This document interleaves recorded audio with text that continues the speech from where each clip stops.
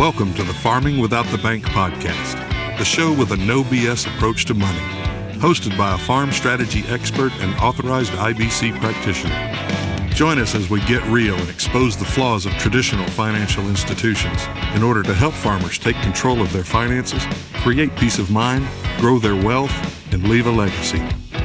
Now, here's your host, Mary Jo Ehrman.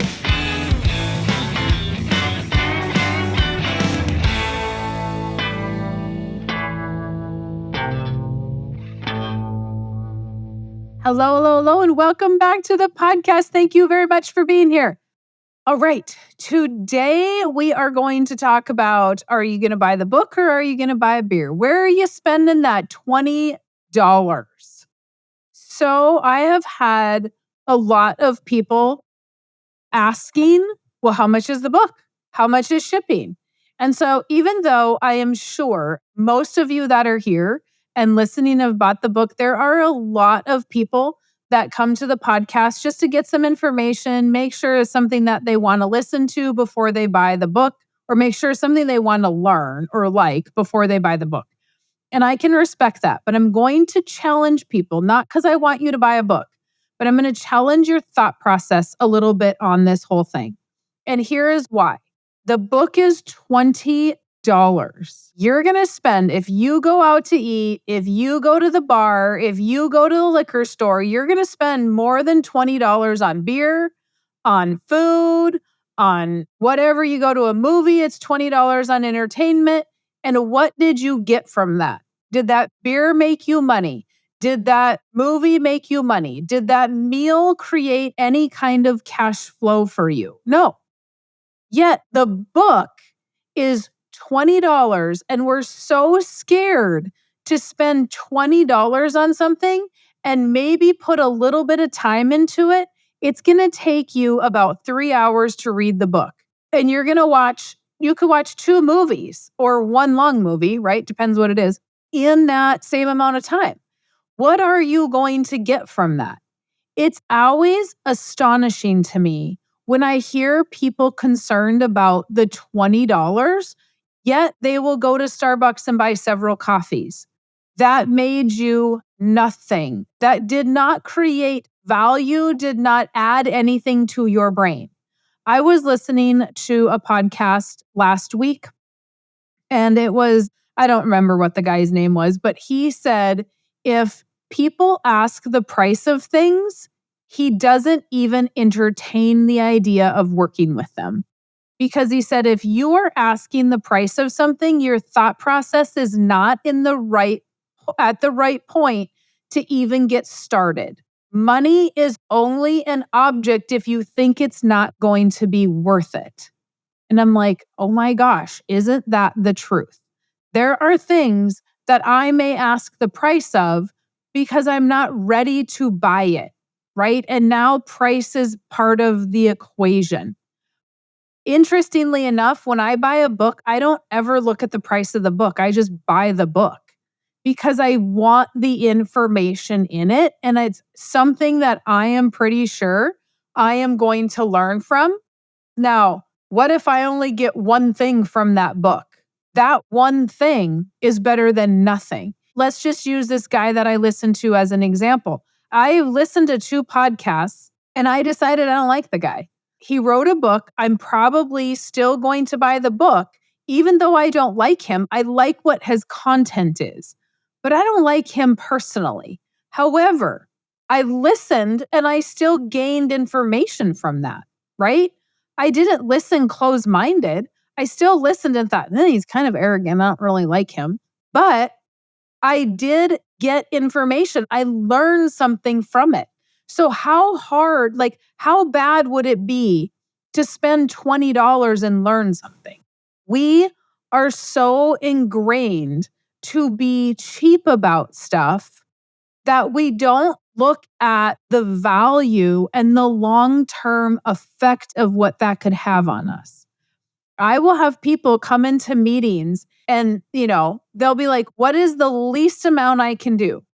There's somebody that maybe makes $200,000 a year.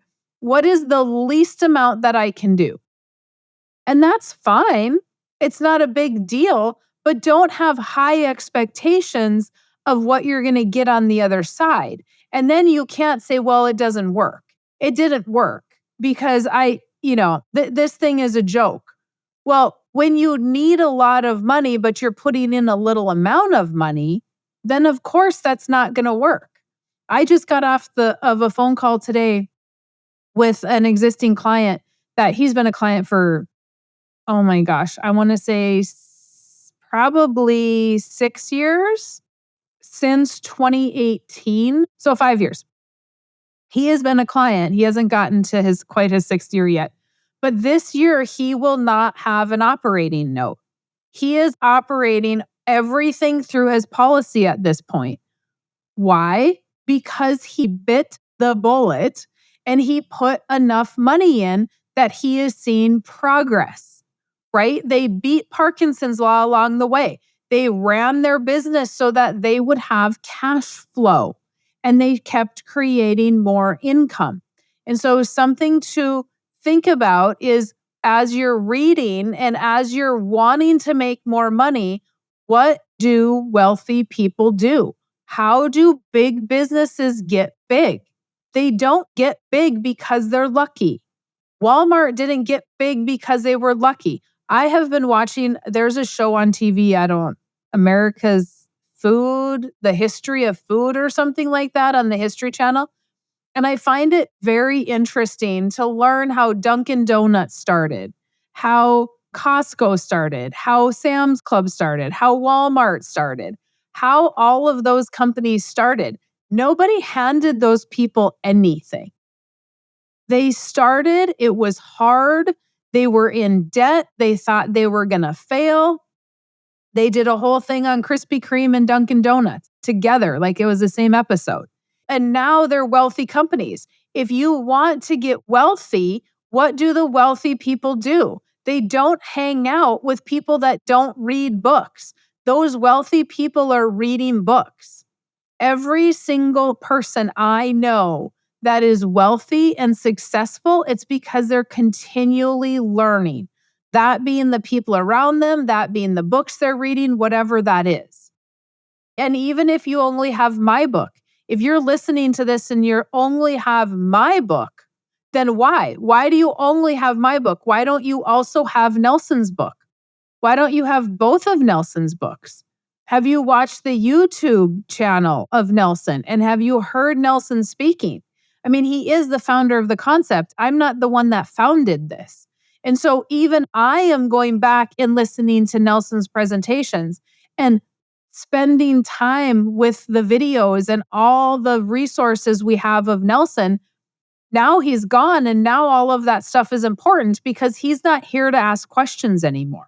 I tried to get as much out of him as I could while he was alive because we all knew we had limited time with him. But now all of those resources are way more valuable. I want to spend time with people that think bigger than I do, that think differently than I do. I don't want to spend time with small thinkers. And so a lot of what I do in my meetings is I'm pushing people to think big, bigger than they've ever thought before. But when we come into something, go, oh, that's $20. Oh, is that worth it? Did you ask if that beer was worth it? Did you ask if that meal was worth it before you even tried it? Right? You don't know if you're going to go to a new restaurant, you don't know if that $100 or $50 you're going to lay down is going to be worth it. But you're doing it anyway, right? And you took the chance on the new restaurant. You took the chance on that new craft beer. You took the chance on that new mixed drink. But we don't want to take the chance on a $20 book. What is wrong with that thought process? A lot, if you ask me, a lot. And not because it's my book, any book. I don't care what book you're buying. Why are you not putting in the time and effort and instead immediately asking what the price is and if it's going to be worth it? You can analyze stuff to death and never get anywhere. Nelson talks in his book about use it or lose it. Once you've read the book, once you decide that you like it, then you stop learning it and you forget why you even have it. Use your policy if you have it, and don't forget why you have it. But that means you have to keep reading. So even those of you listening that already have my book, are you continually educating yourself, or have you arrived in the infinite banking world and you already know everything? There's your challenge today. All right, guys, I'm not going to go on much further than this. I just thought it was a really good example, and I loved what I heard. And we have to think about what we're doing with our money. Is that money making us better, or are we just throwing it away because we bought beer with it instead of something that's going to make us a better person? And if you've got the book and you're giving it to friends, why are you giving it to your friends? You bought the book. Make them pay for the book, or make them go buy their own book. That's nice of you to share, but there's no value. I used to give the books away, and there was no value. People would take them and they wouldn't read them. They wouldn't take the book seriously because we didn't create a value for that, right? And so to you, you spent $20. You're going to make sure you read the book, regardless if you agree with it or not. But if you give it to somebody and you're expecting them to read it and they're not reading it, surprise, why would they read it if it was for free? All right. Let me know if you have comments, questions, concerns. If you have a topic you want to talk about, I am happy to do that.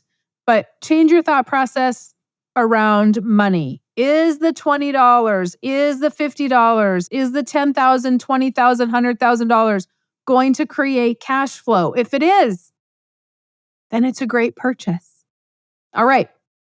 Let me know if you need me, Mary Jo at withoutthebank.com. Otherwise, you can go to farmingwithoutthebank.com, grab my book, grab Nelson's book.